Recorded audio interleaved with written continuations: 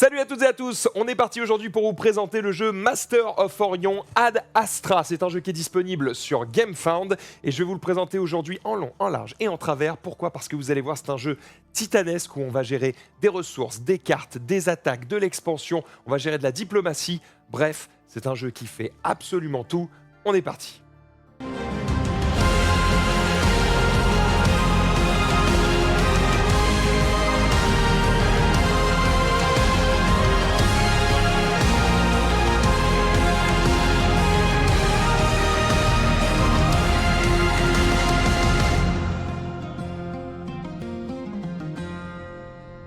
Hey, salut à toutes et à tous, j'espère que vous allez bien et bienvenue pour une nouvelle émission des joueurs du dimanche. Aujourd'hui, on va prendre le temps de découvrir Master of Orion Ad Astra. C'est un jeu qui est adapté d'un jeu vidéo de Wargaming.net, ceux qui font World of Tanks par exemple. Et cette fois-ci, il y avait déjà un jeu qui s'appelait Master of Orion, notamment un jeu de cartes. Et bien ici, on va avoir vraiment un jeu de contrôle de territoire, ce qu'on appelle un 4X, où on va incarner une race qui va se développer, qui va s'étendre, qui va prendre des ressources, qui va combattre les autres, qui va faire de la diplomatie. Bref, un jeu vraiment titanesque. Tellement titanesque que je vais être seul aujourd'hui pour vous présenter les règles du jeu. Pourquoi? Eh bien tout simplement parce que c'est un jeu qui peut être extrêmement long. Si vous jouez à 4 autour d'une table, ça va vous prendre l'après-midi et toute la soirée probablement. Donc prévoyez du temps pour y jouer. Vous allez voir que ce jeu prend tout en considération et vous allez pouvoir vraiment passer un très long et bon moment. Je vais vous expliquer ça tout de suite. Juste avant, le temps pour moi pour remercier évidemment Archon Studio qui sont les éditeurs du jeu et qui nous ont demandé de vous présenter ce jeu. C'est pour ça que vous retrouverez cette vidéo sur la page GameFound du jeu. Et puis derrière ça, évidemment, le temps pour moi de vous dire que nous sommes toujours sponsorisés par Play-in avec le code LJD. Vous avez plus 50% de points de fidélité que vous pouvez convertir en bons de réduction. Et puis si c'est votre premier achat chez Play-in, avec le code Dimanche10, vous avez 10% sur votre panier. Ça marche sur les accessoires, les jeux de cartes, les jeux de rôle et les jeux de société. Donc régalez-vous. On est également toujours sponsorisé par Game Genie qui vous sert bien évidemment à protéger tous vos jeux. Donc foncez évidemment récupérer tout ça. Game Genie qui est évidemment en vente chez Play-in. Qu'est-ce que j'allais dire d'autre? On est parti pour la découverte de ce jeu. Et donc je vous disais, je vais être tout seul et je vais vous présenter toutes les règles du jeu. Il faut savoir qu'à la base, c'est un prototype qu'on m'a envoyé, évidemment, puisque c'est un Kickstarter, il est en cours de confection. Et en fait, ce prototype, il est constitué de 93 pages en anglais. Mon but ici, ça va être de faire en sorte que vous n'ayez pas ou peu besoin de mettre les yeux dans les règles et que vous puissiez comprendre totalement comment fonctionne une game de Master of Orion Ad Astra. On va pas faire une game entière parce que comme je vous le disais, ça va être beaucoup trop long et on pourrait évidemment réduire ce temps en se mettant juste à 2. Le problème c'est que jouer à 2, c'est possible mais moins intéressant. J'aurais tendance à vous recommander de jouer à minimum 3 joueurs, idéalement 4. Au-dessus, ça fonctionne encore mieux, sauf que c'est aussi encore plus long.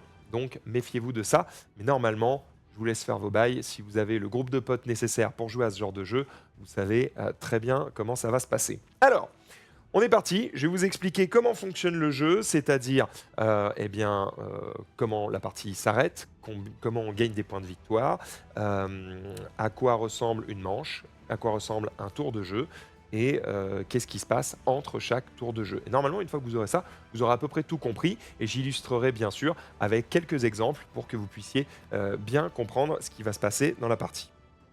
On y va? Allez, let's go. Voici la table de jeu de Master of Orion Ad Astra. Alors ici, évidemment, vous voyez la boîte du jeu. Il faut savoir que en fait, ça prend un petit peu plus de place que ça, d'accord? Puisque ça, c'est la boîte, on va dire, avec les tuiles et les dés et les cartes. Mais derrière, il y a à peu près 3 fois ça en contenu pour mettre notamment toutes les figurines. Et il y en aura probablement encore plus avec le GameFound. Donc, préparez-vous, c'est vraiment un jeu avec beaucoup de matériel. Et franchement, du matériel de qualité, mention spéciale, par exemple, à cette planète ici, qui est en fait un des vaisseaux de Maras. Alors, attendez, je vais essayer de vous faire un zoom un peu propre. Voilà, pour que vous puissiez voir ça. Attendez, je fais le focus sur la figurine. Voilà, regardez ça. Vraiment, elle est hyper détaillée. Et ça, c'est juste le gros vaisseau mère de ma race. Si je prends le vaisseau mère du deuxième joueur, ça n'a rien à voir. Vous voyez, ça ressemble à une espèce de méduse géante. Et franchement, les figurines sont juste super bien faites. C'est magnifique. Donc bravo à eux, super taf. Et ça fait plaisir d'avoir comme ça du très très beau matériel. On va remettre ça ici. Je vais vous expliquer évidemment au fur et à mesure comment on va utiliser un petit peu toutes ces unités. Bon, déjà, comment est-ce qu'on joue quel est le but du jeu de Master of Orion Ad Astra? Le but du jeu, ça va être de contrôler, comme son nom l'indique, Orion. Orion, c'est la planète qui est ici. On va zoomer dessus. Vous voyez, sur cette planète, eh bien, quand vous allez prendre le contrôle de cette planète, eh bien, si vous avez son contrôle pendant 2 tours, voilà. En tout cas, si vous avez le contrôle pendant 1 tour et qu'on n'arrive pas à vous le reprendre le tour d'après, la partie s'arrête. D'accord? La partie s'arrête également si vous arrivez à construire ceci. On appelle ça l'UDP. C'est un bâtiment que vous allez construire qui va vous permettre de gagner plein de points de victoire et qui met fin à la partie. C'est un peu comme si vous construisiez une merveille dans le jeu Civilisation, par exemple. Enfin, il y a d'autres manières de terminer la partie. Par exemple, vous avez la possibilité de dire qu'on va faire, hop, ici, vous voyez, ce panneau va servir à indiquer combien de tours on a fait, combien de manches on a fait, et quel est l'ordre du tour. D'accord? Eh bien, de base, on peut aller jusqu'à 8 tours. Au bout des 8 tours, c'est la fin de la partie. Vous pouvez faire des parties un peu plus courtes en les faisant en seulement 6 tours. D'accord? Je vais revenir sur ça un petit peu plus tard. Mais voilà, en gros, quel est le but du jeu? Ça va être de contrôler Orion ou de créer cette merveille ou d'avoir le plus de points de victoire à la fin des 6 ou 8 tours.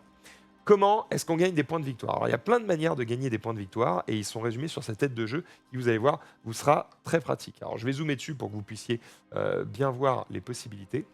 Voici les manières de scorer. Déjà, vous allez gagner des points de victoire en fonction des systèmes que vous possédez. D'accord? Je vous fais la traduction au fur et à mesure. Les systèmes valent entre 1 et 5 points de victoire. C'est écrit dessus. Derrière ça, toutes les 4 populations dans votre empire, eh bien, vous gagnez 1 point de victoire.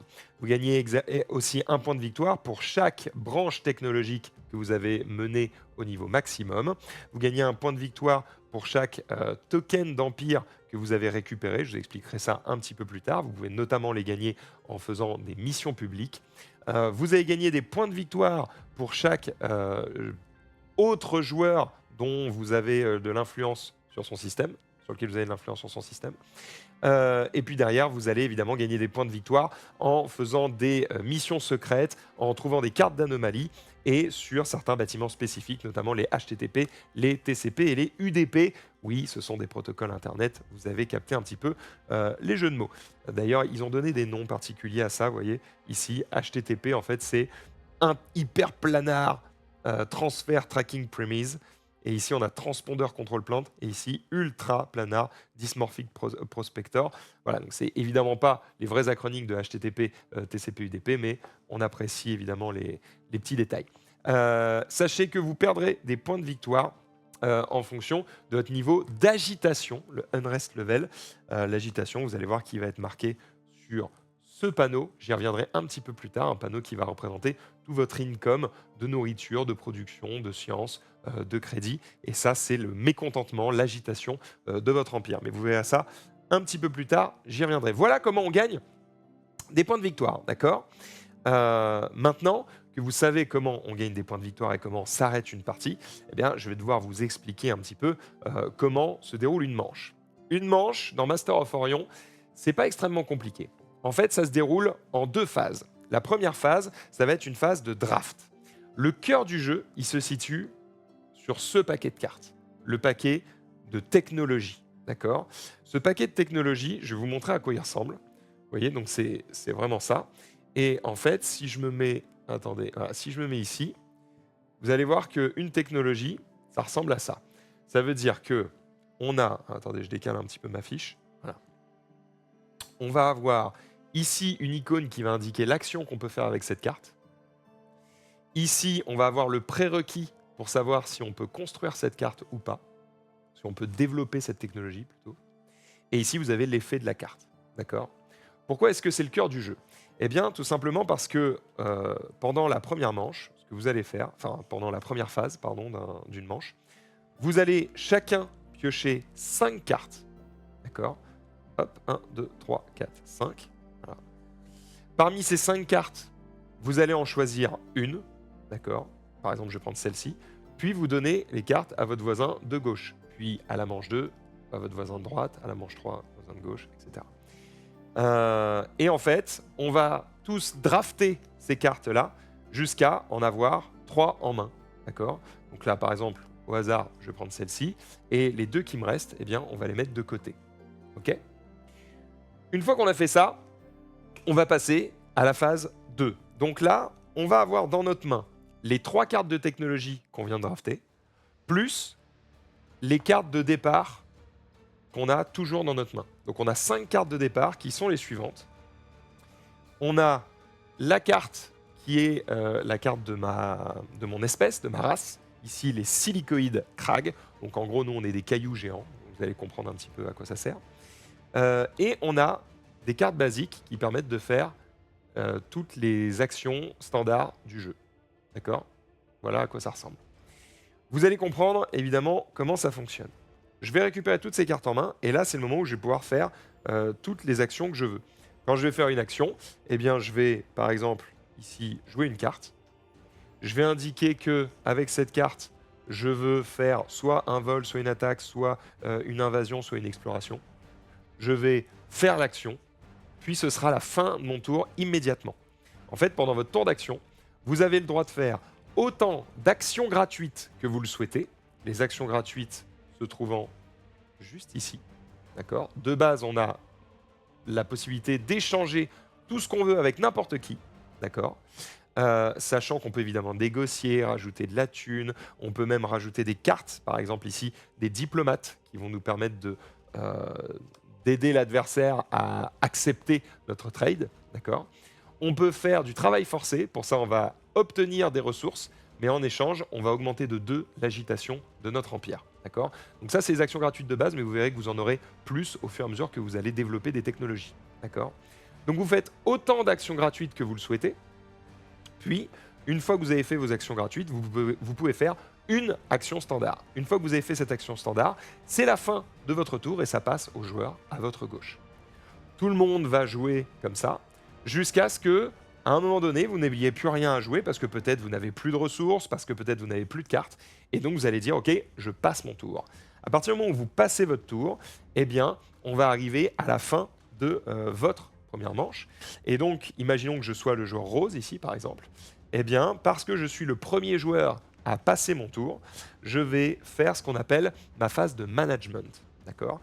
La phase de management, on va dire la phase de gestion en français, eh bien, je vais prendre d'abord ce petit token et je vais le mettre en face pour indiquer l'ordre du tour lors de la manche suivante. En l'occurrence, je serai premier parce que je suis le premier à avoir passé. Parce que je suis le premier à avoir passé, j'ai des récompenses. Ici, c'est indiqué que je vais avoir une ressource de mon choix et que je peux prendre le contrôle des pirates.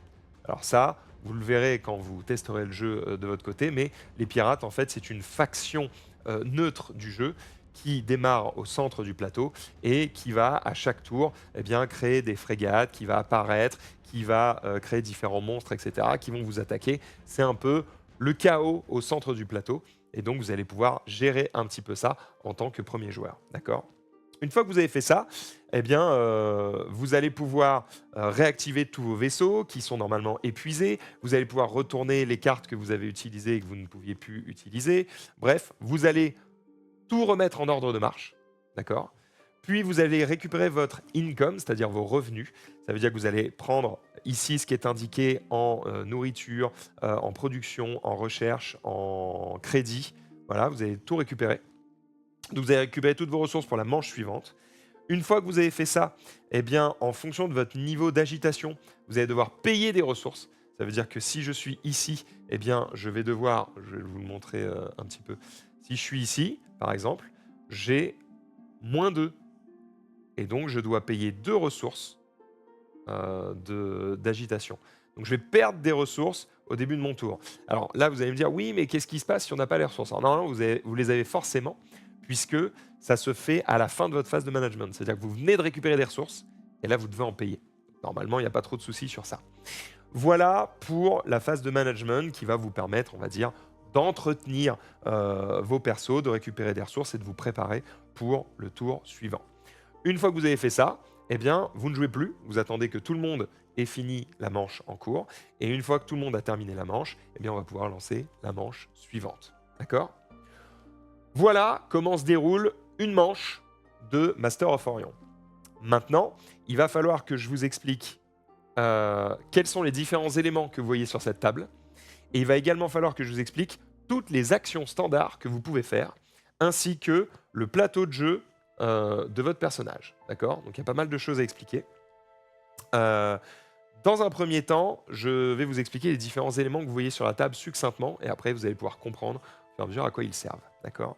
On va faire de gauche à droite. D'accord? Juste avant de commencer tous les éléments, je vais juste présenter le plateau central, qui est quand même le cœur du jeu. Le plateau central, voilà à quoi il ressemble. Voici la galaxie, d'accord, dans laquelle vous allez évoluer. Dans cette galaxie, vous avez des étoiles. Une étoile est représentée ici par une tuile, d'accord. Cette étoile, eh bien, elle a autour d'elle des secteurs, d'accord. Ce sont les hexagones qui se trouvent autour. Sur cette étoile, on va pouvoir placer potentiellement une planète, d'accord. Ici, Orion, voilà, qui va nous donner tout un tas d'informations sur le nombre de points de victoire qu'elle rapporte, sur la révolte qu'elle va déclencher, sur la population qu'elle peut accueillir, etc. etc. Ce qui est intéressant, c'est ce qui va se trouver autour, sur les différents secteurs. Alors, je vais zoomer dessus, comme ça vous allez pouvoir bien comprendre ce qui s'y passe. Ici, par exemple, je suis sur pas mon secteur de départ, mais plutôt, j'allais dire, mon système de départ. D'accord. En gros, un système, c'est l'ensemble de tout ce qui se trouve sur cet hexagone, c'est-à-dire à la fois la tuile étoile, plus la tuile planète, plus tout ce qui s'y trouve. D'accord. Donc sur ce système, eh bien, on peut voir quoi? On peut voir qu'il y a une planète. C'est ma planète de départ, Chryslan. D'accord. C'est une planète de haute température qui rapporte 3 points de victoire à la fin de la partie, qui ne génère pas de révolte et qui peut accueillir 2 travailleurs, un chercheur et aucun fermier. D'accord. J'ai le contrôle de ce territoire et c'est pour ça que j'y mets mon drapeau. D'accord. Toutes les pièces sont disponibles dans toutes les couleurs du jeu. Moi, il faut que je suis gris parce que je joue des espèces de gros cailloux, mais évidemment, tout ça est disponible aussi en rose pour les méduses, etc. Donc ça, c'est ma planète. Autour de ça, nous avons donc des secteurs sur lesquels se trouvent différentes icônes. Je vais vous les expliquer. Ici, ici et ici, c'est ce qu'on appelle l'emplacement des unités. On a 9 emplacements possibles d'unités. Ici, ce que vous voyez, c'est une frégate. Ma frégate prend une zone d'unité. D'accord. Derrière ça, j'ai un autre vaisseau, ici qu'on va appeler le cruiser, et qui, lui, prend 2 places d'unité. D'accord. Et enfin, j'ai ici le Titan, qui, lui, prend 3 places d'unité. D'accord. Bon, alors évidemment, à la fin, j'ai mon énorme Doomstar, voilà, qui lui prend aussi 3 places. Ok. Là, on commence à être bien rempli. Voilà pour les différentes unités que vous allez pouvoir jouer et sur la place qu'elles vont prendre sur le plateau. Retenez bien cette icône, c'est l'icône qui indique les unités. Derrière ça, vous allez pouvoir avoir ce qu'on appelle des vaisseaux orbitaux ou plutôt des bâtiments orbitaux. Et ça, ce sont des bâtiments planétaires. D'accord.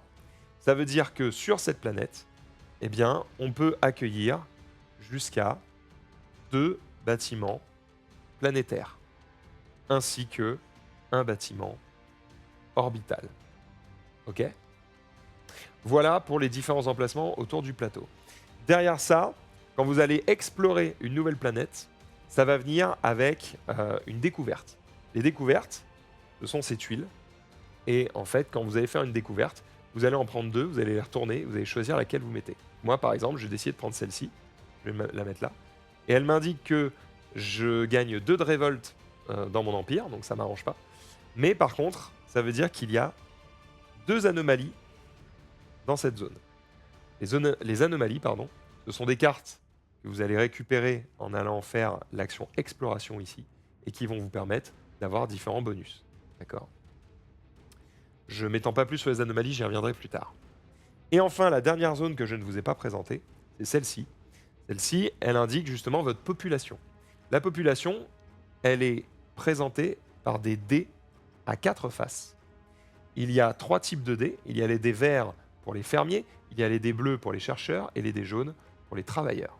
Les travailleurs vont générer de la, qu'est-ce que je veux dire, des revenus de production. Les chercheurs vont faire des revenus de recherche et les fermiers vont faire des revenus de nourriture. D'accord? Comment on lie un des 4? C'est simple, on va le poser sur une face. Et donc imaginons que ma main soit le plateau. Si je pose le dé comme ça, eh bien on lit en fait le chiffre qui est en haut. Donc ici, ça indique que j'ai un seul fermier. Ici, ça indique que j'ai 3 fermiers. D'accord? Ce qui compte, c'est le chiffre qui est en haut. En fait, le chiffre qui est dans le bon sens de lecture. Voilà pour cette zone. Alors ici, vous voyez que je triche, parce que je ne peux avoir que 2 workers et un scientifique. Donc, en gros, ça, c'est possible. Voilà, par exemple. Voilà à quoi ça va servir cette zone. C'est vraiment pour savoir combien vous avez de travailleurs et donc de production. Et vous allez voir que c'est très très important dans ce jeu. Alors, est-ce qu'il y a d'autres zones que je ne vous ai pas présentées sur le plateau? Cette zone est un peu particulière puisque c'est une étoile blanche. Donc, elle n'a pas tout à fait les mêmes zones autour d'elle. Et cette zone est particulière parce que c'est une étoile jaune. C'est-à-dire que c'est une étoile qui va accueillir des meilleures ressources. Notamment, on va avoir ici le Grassland, voilà, qui est une planète à faible gravité. Mais vous allez surtout avoir Gaïa, ici, qui concrètement ressemble à la Terre. Voilà, et qui, elle, donne beaucoup, beaucoup de ressources également. Vous avez même la planète Terran. Voilà. Donc ça peut être une zone assez intéressante. Et surtout, c'est une zone sur laquelle vous pouvez eh bien, mettre à peu près n'importe quelle planète. Donc vous pouvez mettre ça. Et en fait, vous voyez que si je me mets par exemple sur la zone bleue qui est à côté, eh bien, je suis obligé de mettre une planète bleue. D'accord? Je vais en prendre 2 parmi celles-là et je vais choisir laquelle je mets. Mais j'y reviendrai tout à l'heure. Voilà. Maintenant que vous connaissez ça, qu'est-ce que je peux vous présenter? Ça, c'est ce qu'on appelle un trou de verre. C'est ce qui va vous permettre de vous téléporter un petit peu partout sur la map. C'est-à-dire que régulièrement, vous allez trouver... Alors attendez, je vais vous en trouver ici. Voilà.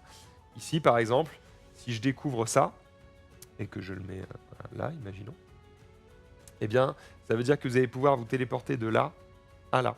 En fait, ça indique que cette tuile est automatiquement reliée à cette tuile. D'accord. Même si j'avais... Voilà, par exemple, typiquement, si je suis là, hein, c'est un bien meilleur exemple, eh bien, cette tuile est reliée à cette tuile directement. Je peux me téléporter de là à là. Parce que j'ai le trou de verre original, et là, j'ai une sortie du trou de verre. D'accord. Voilà à quoi sert cette zone. C'est aussi une zone neutre dans laquelle on va retrouver le vaisseau pirate qui se trouve juste ici. D'accord.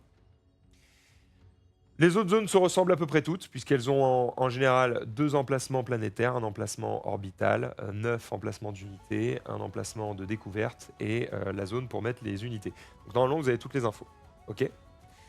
Maintenant que vous connaissez ça, je vais vous présenter les différents éléments du jeu. Nous avons ici tous les bâtiments planétaires.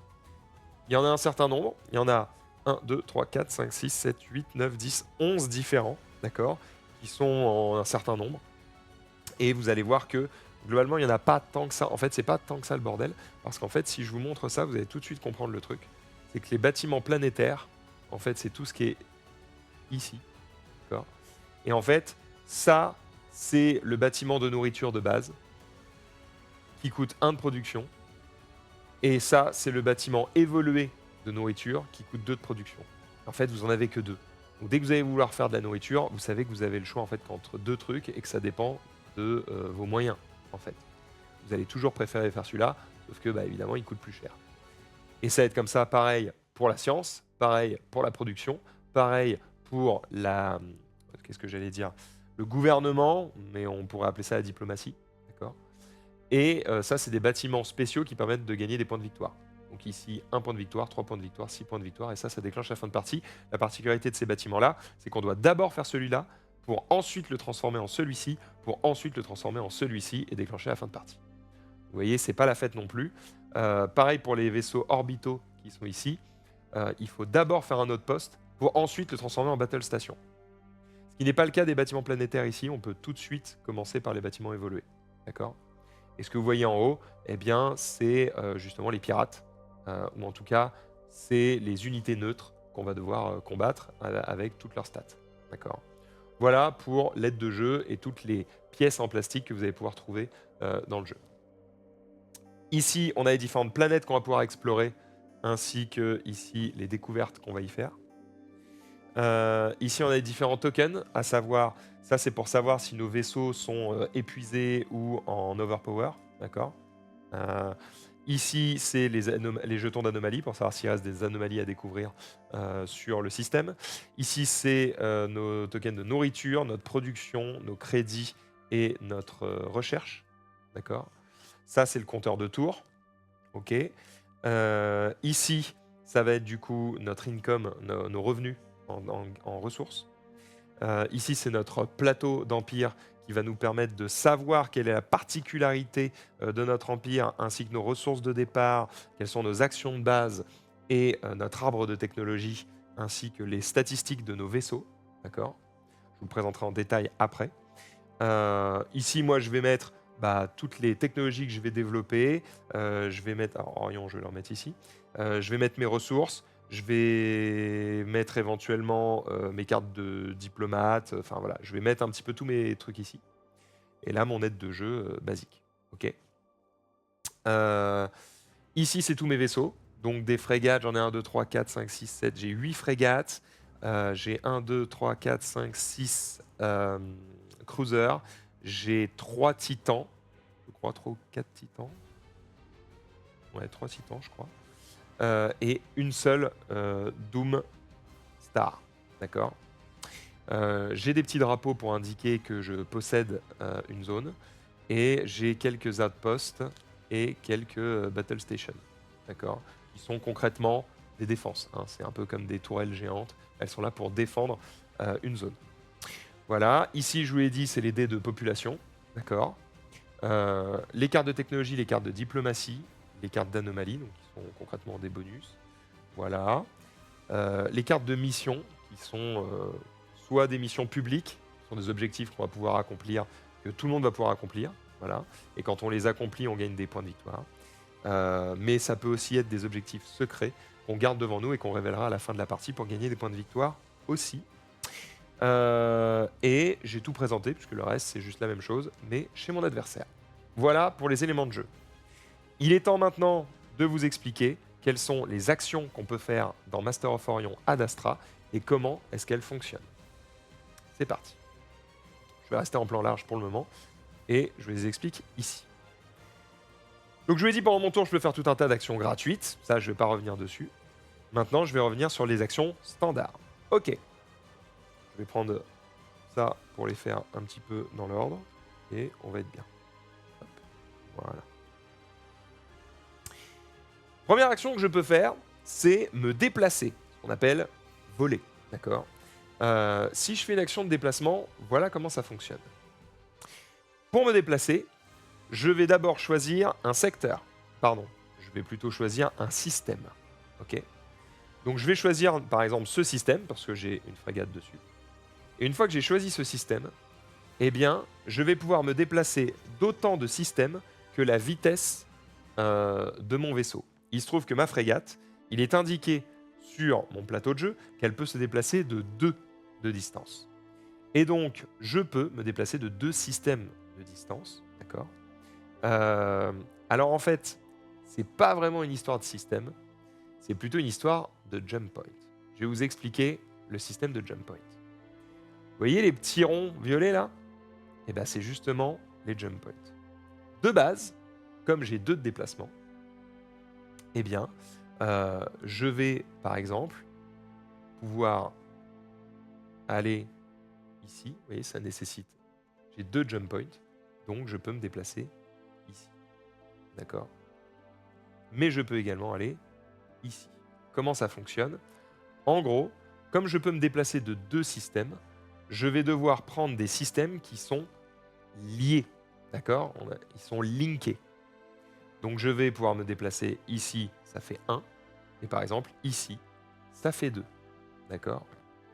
Mais vous voyez qu'à certains endroits, les systèmes ne sont pas totalement liés. Vous voyez, il n'y a qu'une moitié ici de jump point.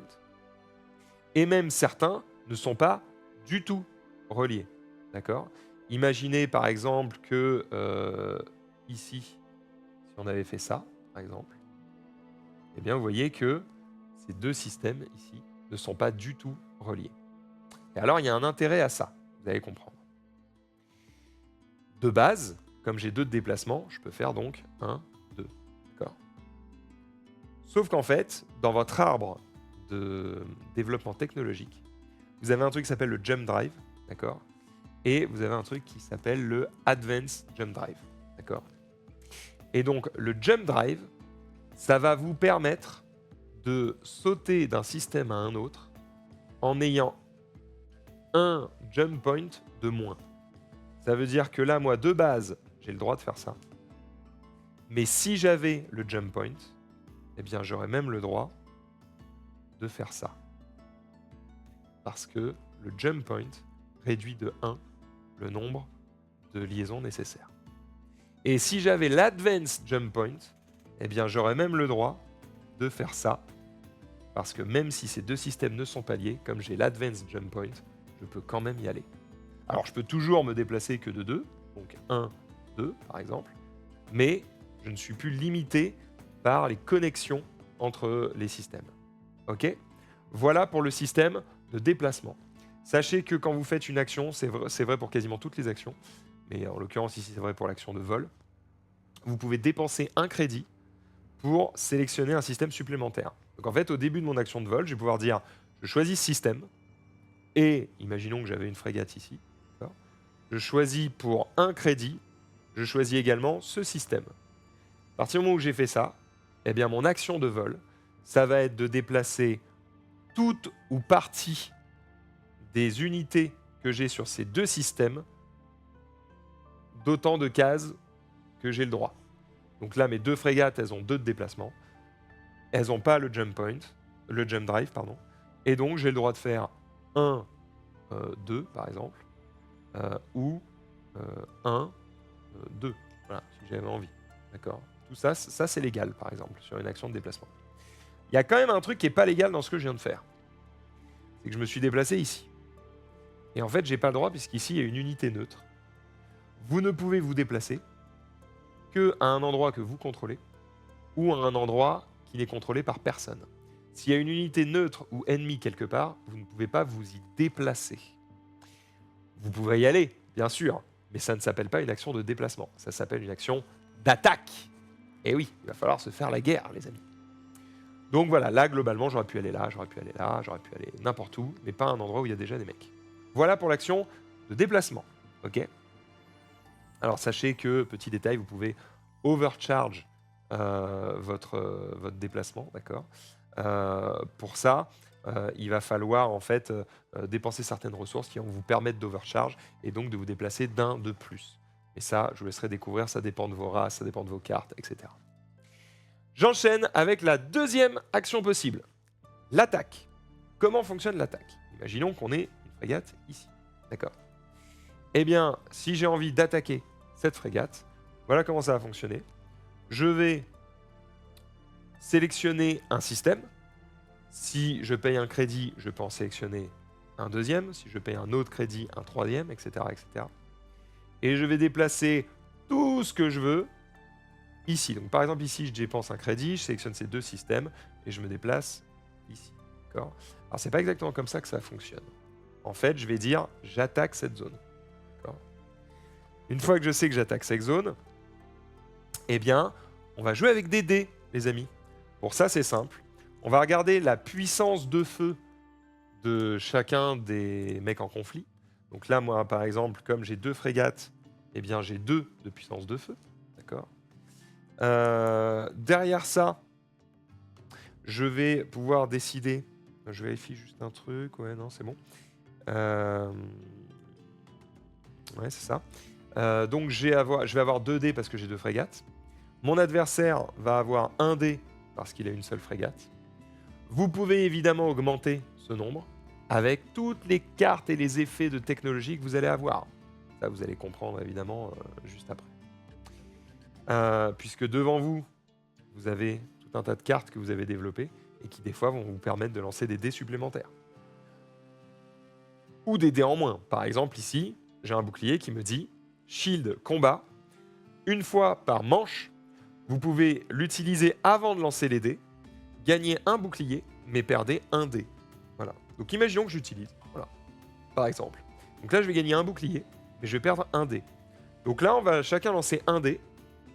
Et concrètement, moi, je sais que je peux pas mourir parce que j'ai un bouclier et que lui ne pourra faire que 1 de dégâts. Et moi, j'ai peut-être une chance de le tuer parce que je vais avoir ici un dé et il faut que je le touche. Alors, comment je sais que je le touche?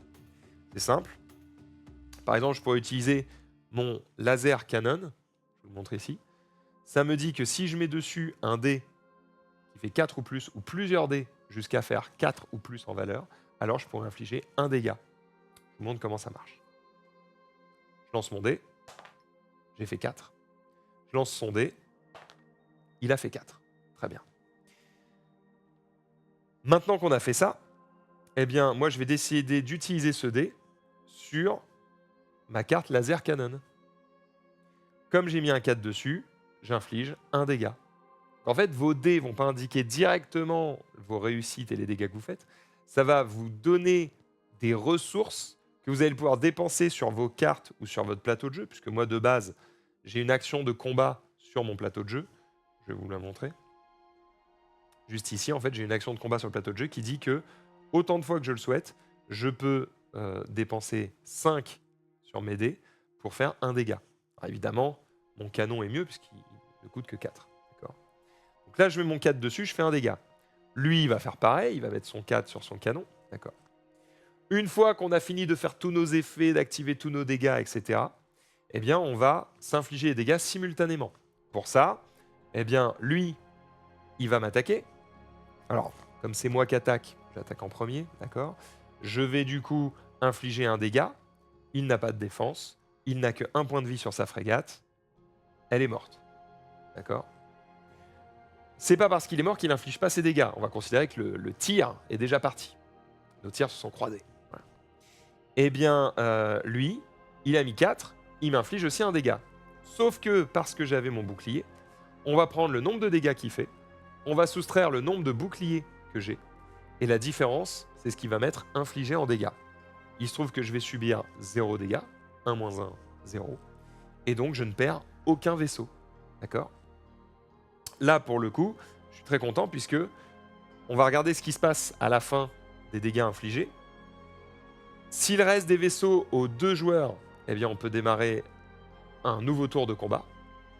S'il ne reste plus aucun vaisseau, bon, bah, tout le monde s'est fait détruire. S'il reste des vaisseaux à un seul joueur, alors il a gagné le combat. Là, en l'occurrence, parce que j'ai gagné le combat et que c'est moi qui ai attaqué, eh bien, je vais pouvoir déplacer mes unités à l'endroit que je voulais attaquer. Voilà comment fonctionne une attaque et la gestion des combats dans Master of Orion Ad Astra. Alors évidemment, il y a des petites subtilités, notamment quand on attaque, il y a une notion de front lane et de back lane, d'accord. Alors, quel est le système? C'est-à-dire que, imaginons qu'il y avait une frégate ici et une frégate ici, d'accord. Eh bien, en fait, au moment où je vais arriver dans cette zone, d'accord, eh bien, j'arrive dans ce secteur, et comme il est dans mon secteur d'arrivée, c'est lui la front lane. Ça veut dire qu'au moment où je vais devoir infliger les dégâts, je dois d'abord casser ça, avant de casser ça. Ce qui est intéressant, c'est que quand on va commencer à jouer des gros vaisseaux bien vénères, eh bien, ils vont pouvoir servir de tank et subir les dégâts avant que nos petits vaisseaux derrière ne puissent les subir. Sachant que ça fonctionne un petit peu comme dans Magic. En gros, un vaisseau, si vous n'arrivez pas à le détruire d'un coup et que vous arrêtez le combat, eh bien, on ne note pas le nombre de dégâts.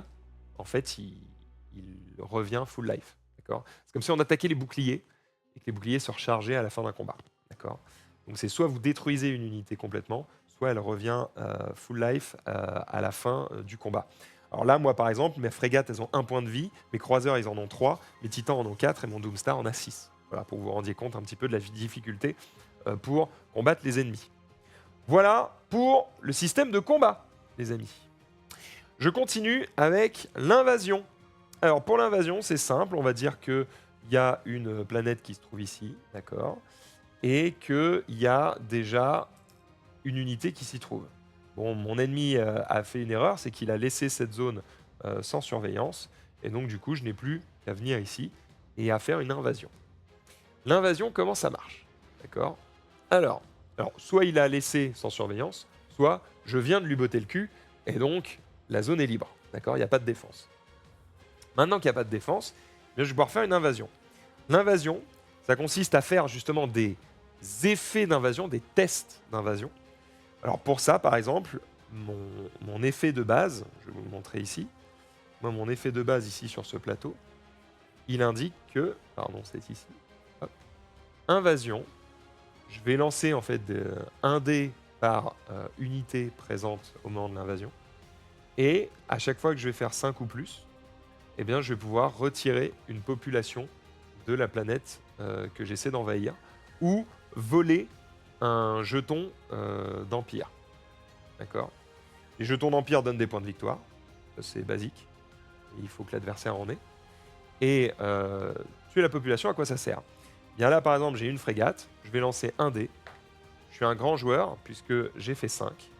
Et donc, je vais pouvoir utiliser ce 5 pour mon action d'invasion qui va me permettre de faire -1 de population sur place. Il se trouve qu'il n'y avait qu'une seule population. Et donc, la planète est désormais libérée. Comme j'ai envahi cette zone et que j'ai réussi à tuer toute la population présente, eh bien, je vais pouvoir faire ce qu'on appelle une colonisation immédiatement. Ça veut dire que je vais désormais mettre une population, mais qui m'appartient.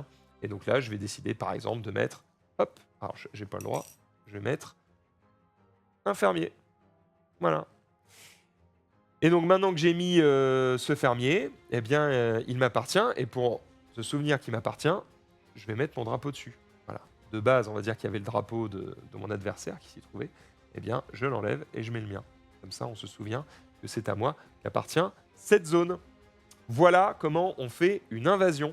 Donc évidemment, c'est hyper important parce que ça va nous permettre derrière de contrôler. En fait, s'il y avait des vaisseaux, des bâtiments planétaires ou orbitaux à cet endroit, eh bien, à partir du moment où, alors orbitaux non, mais que planétaires, pardon, les bâtiments planétaires qui sont là, désormais m'appartiennent et produisent pour moi. Donc c'est très intéressant d'aller faire une invasion et de contrôler évidemment des nouvelles planètes, en plus des points de victoire évidemment que ça rapporte. Une fois que j'ai fait ça, qu'est-ce que je peux faire d'autre? Je peux faire une exploration. Alors l'exploration c'est simple, quand on a découvert une nouvelle planète, par exemple ici, cette planète volcanique, et que on a fait ceci, ce qui nous dit que va y avoir une attaque de pirates, par exemple, mais surtout qu'il y a une anomalie présente, je vais me concentrer sur l'anomalie, eh bien, je vais pouvoir faire l'action d'exploration et dire qu'avec ma frégate, eh bien, parce que j'ai une frégate présente, je vais pouvoir prendre un jeton d'anomalie. Je vais enlever ce jeton d'anomalie et je vais aller piocher 2 cartes anomalies. Je vais en choisir une et je vais la garder devant moi. Les cartes anomalies, on ne les révèle pas à l'adversaire. On les garde secrètes jusqu'à ce qu'on les utilise. C'est un peu l'équivalent dans du Imperium des cartes de complot. D'accord? Et en général, ça donne plutôt des trucs cool. D'accord? Ici, par exemple, utilisez cette carte avant une diplomatie pour gagner 2 dés supplémentaires. Ou ici, action gratuite, vous pouvez gagner 4 de production, mais vous perdez une population. Voilà. Donc à vous d'utiliser ça évidemment à bon escient, mais les anomalies, ça peut être très très fort. Voilà pour l'exploration. Ensuite, une fois qu'on a fait l'exploration, eh bien, on va voir comment on va faire grandir notre espèce. Ça s'appelle growth. Growth, en français, on dit croissance. Pour faire la croissance, eh bien, en fait, c'est simple. Je vais créer une nouvelle population sur un système que je possède ou dans un système neutre. Par exemple, ici, c'est un système neutre, il n'y a personne. Donc, je vais pouvoir faire growth, d'accord? Pour ça, eh bien, je vais regarder comment ma race a tendance justement à se développer.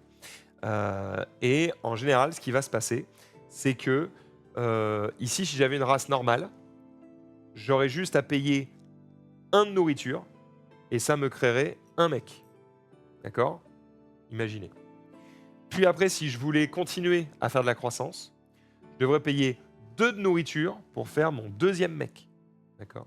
La règle, en fait, elle est simple, c'est vous payez 1 de nourriture plus le nombre de populations déjà présentes sur la planète. Ok? Donc là, par exemple, j'ai mon deuxième mec qui est présent, donc le prochain va me coûter donc 3 nourritures. Ça, c'est si j'étais une race normale. Sauf que moi, je suis les silicoïdes crag, et comme je suis une espèce de caillou, j'ai des trucs un peu bizarres qui disent que bah, moi, en fait, je peux pas faire de croissance. En fait, pour me développer, je vais devoir dépenser de la production pour créer des mecs supplémentaires. C'est un truc qui est très spécifique au silicoïde crag, je rentre pas dans les détails maintenant, mais quand vous jouerez au jeu, vous verrez que c'est une race un petit peu particulière et qui se développe de manière un petit peu différente. Derrière ça, je vais pouvoir faire de la recherche. Alors la recherche, comment ça fonctionne? Et là, c'est le moment où je vais vous présenter en détail le plateau qui est ici. En vrai, si je vais me mettre là, c'est très bien. Voilà. Alors ce plateau, qu'est-ce qu'il dit? Il dit que je suis donc les silicoïdes crag, que je ne peux pas faire de croissance, que j'ai une action gratuite qui dit que je peux dépenser un crédit pour déplacer mes populations d'un système à un autre, et que comme je suis une race ancienne, je vais démarrer la partie avec une seule de population au lieu de 3. Normalement, quand vous démarrez la partie, vous avez 3 de population. D'accord? Mais attention, ma population produit une ressource additionnelle. Chacune de mes populations produit une ressource additionnelle. Donc voilà, j'ai plus de mal à faire de la population, mais par contre, ils sont beaucoup plus productifs. Ok? Je continue en indiquant que ici, il y a mon effet d'invasion. Donc quand je fais une invasion, bah, vous avez vu, c'est 5 plus pour faire les effets qui sont là. Mon système de combat de base, c'est 5 plus pour faire un dégât. Vous allez voir qu'il y a des races, par exemple, c'est 6 plus ou 4 plus. Ça va dépendre des races si elles sont plus ou moins belliqueuses. Ici, c'est mes ressources de départ.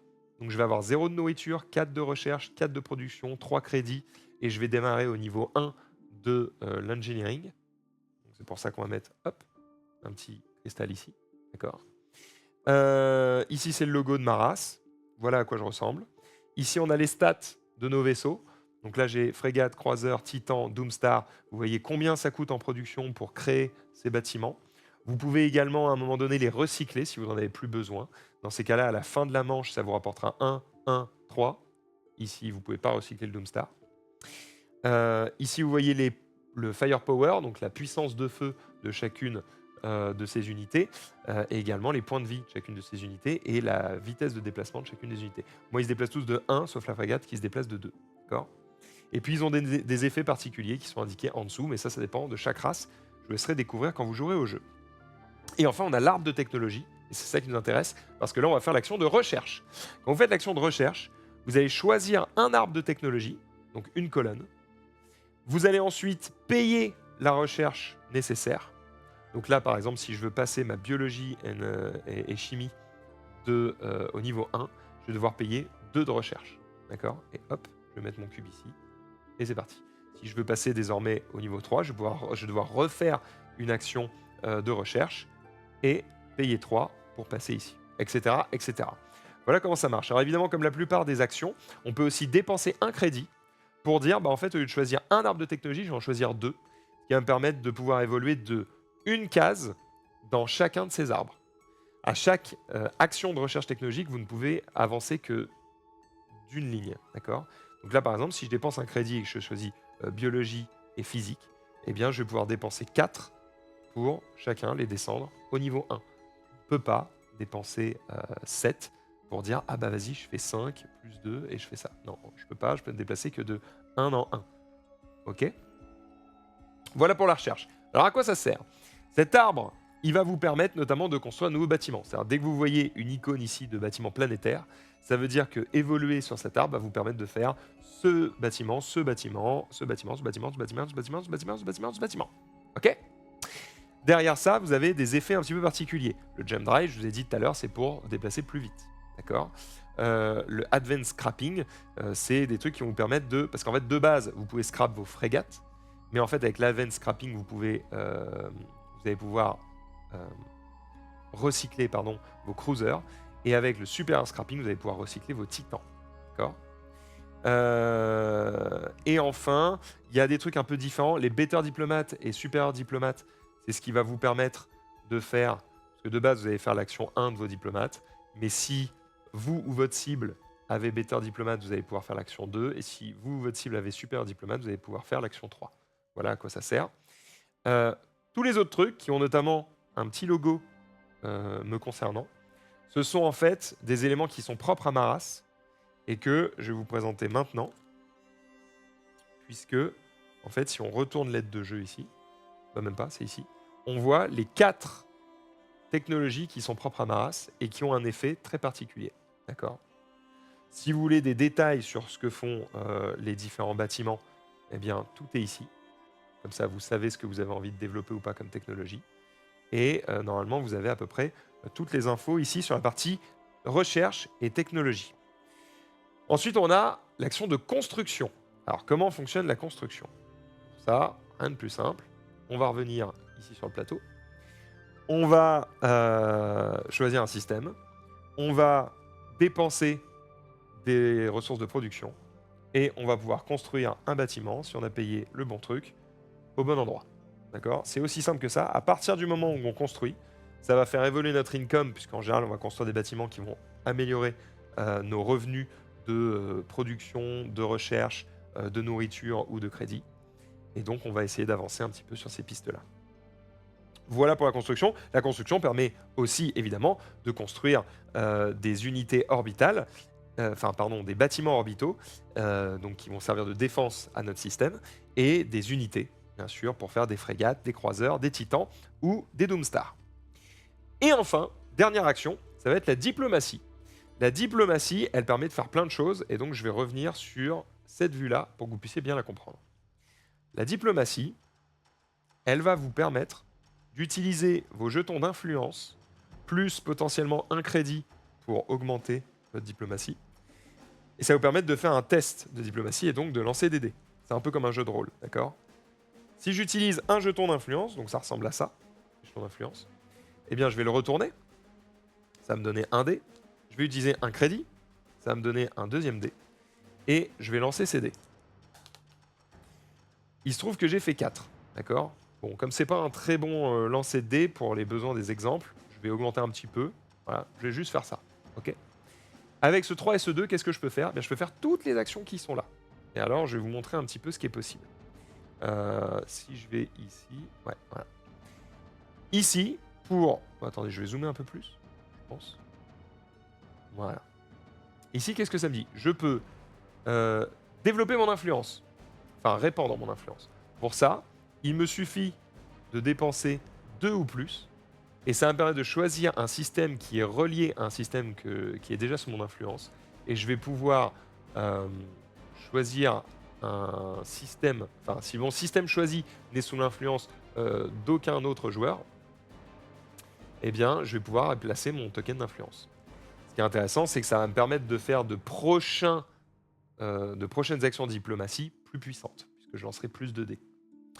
Ici, je peux réassigner la population. Pour ça, pour 2, je vais pouvoir changer le rôle d'une de mes populations. Donc, c'est un fermier va pouvoir devenir chercheur, etc. Ici, je vais pouvoir réduire mon agitation de 1. Ici, je vais pouvoir augmenter de 1 l'agitation d'un autre joueur. Okay.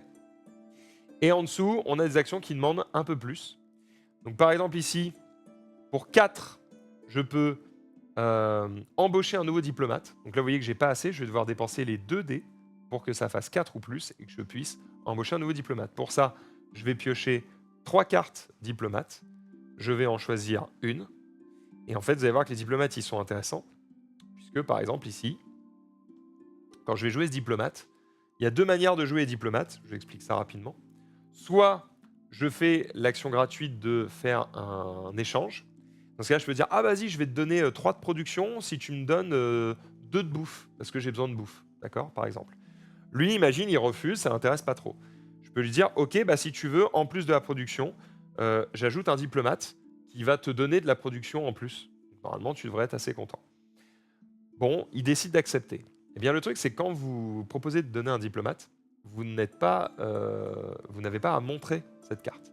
Vous allez lui donner face cachée, et quand il va la découvrir, bah, peut-être que vous avez dit la vérité, mais peut-être que vous avez menti. D'accord ?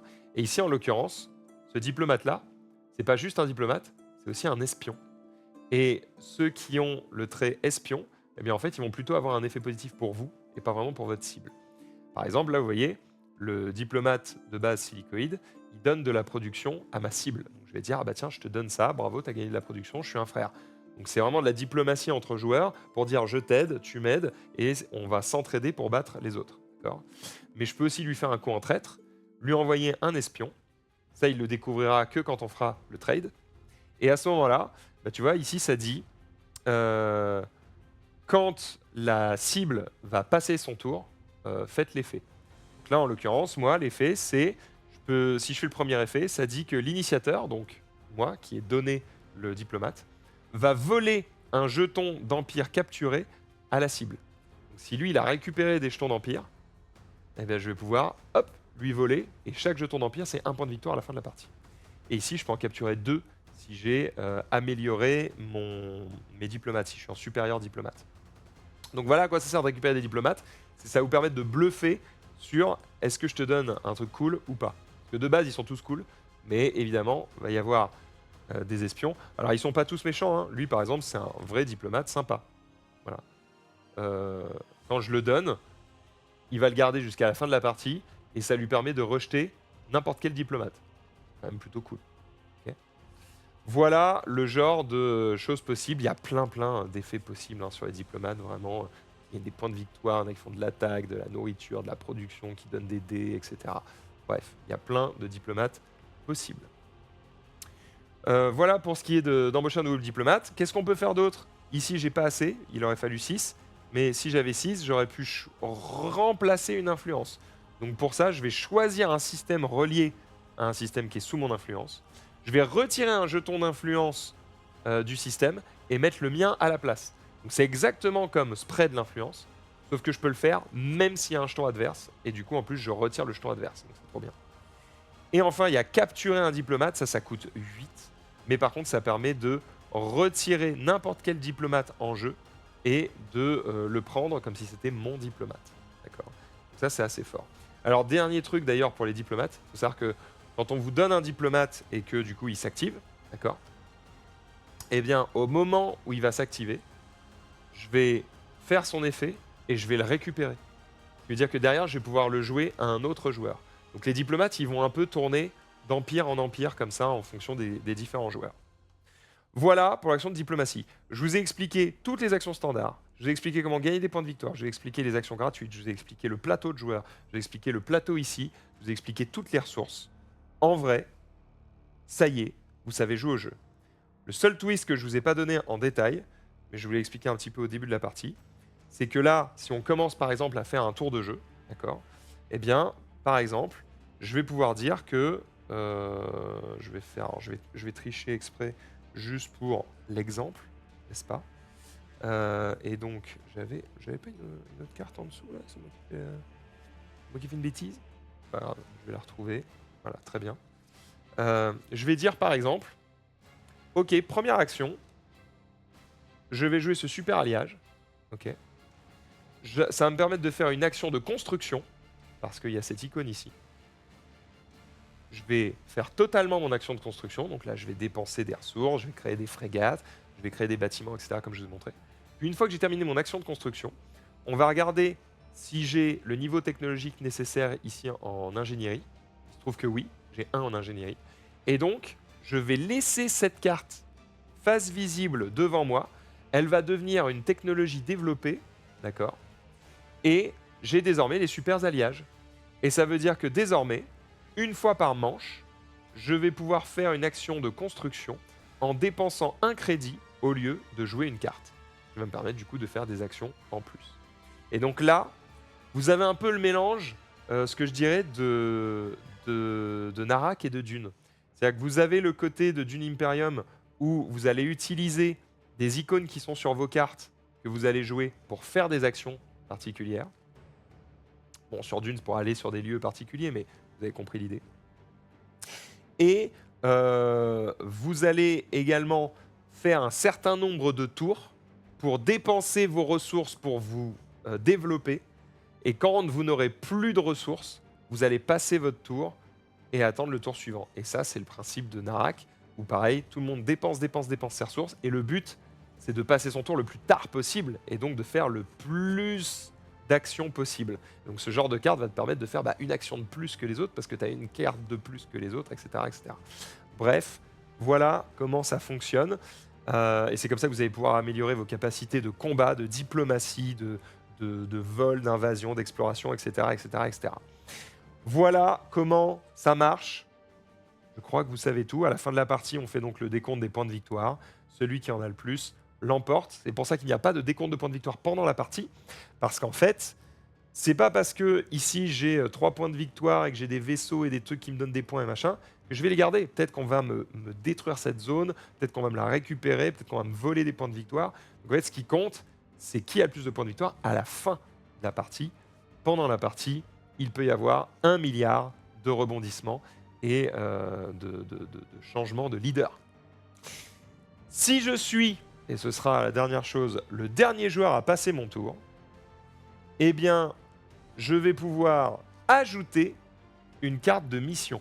Ce qui va se passer, c'est que pendant les 4 premières manches, le dernier joueur va toujours prendre 2 cartes mission, en choisir une, et l'ajouter en tant que mission publique. Les missions publiques, ça peut être ici par exemple, avoir au moins 5 bâtiments planétaires ou orbitaux, d'accord ? Eh bien, sur ce truc, on va positionner des jetons, d'accord ?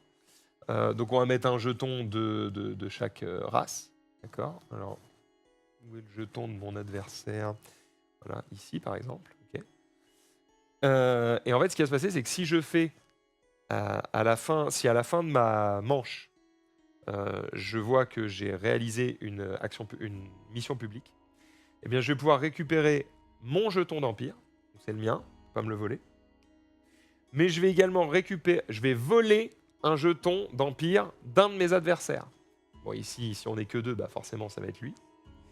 Et c'est comme ça qu'on récupère des jetons d'Empire volés. Et c'est comme ça que ces jetons, on peut se les faire revoler. Et donc, les points de victoire vont circuler entre les joueurs. Voilà à quoi servent les missions publiques. Donc pendant les 4 premières manches, on va ajouter des missions publiques. Et pendant les 4 dernières manches, on va plutôt retirer des missions publiques. Il va y en avoir de moins en moins, il va falloir se dépêcher de les faire. Voilà comment fonctionnent ces missions, voilà ce qui se passe à la fin de cette manche. Puis une fois qu'on a fait ça, du coup on va pouvoir remettre nos jetons ici. Et on a l'ordre du tour qui est dessiné. Franchement, je crois que je vous ai tout expliqué, ou presque. J'ai expliqué les anomalies, les missions, les diplomates, les technologies, la population, la map, les ressources, les bâtiments, les unités, le plateau de joueurs. Je pense que je vous ai tout dit. Vous savez jouer à Master of Orion Ad Astra, les amis, et je suis assez content de me dire que j'ai réussi à tout vous expliquer en seulement 1 heure. Évidemment, il y a peut-être des micro-détails que je n'ai pas dit parce que peut-être ça m'est sorti de la tête, mais vous inquiétez pas, tout ça sera disponible évidemment dans le livret de règles qui sera disponible avec le jeu et qui sera probablement disponible dans la page GameFound. J'espère que cette vidéo vous aura permis de mieux comprendre le jeu ou en tout cas d'accélérer votre lecture des règles. Je vous souhaite à toutes et à tous une excellente partie. Je pense que ça va vous occuper des après-midi et des soirées entières. Bref, bonne partie de Master of Orion Ad Astra. Et moi, je vous dis à très vite pour de prochaines vidéos. Ciao tout le monde!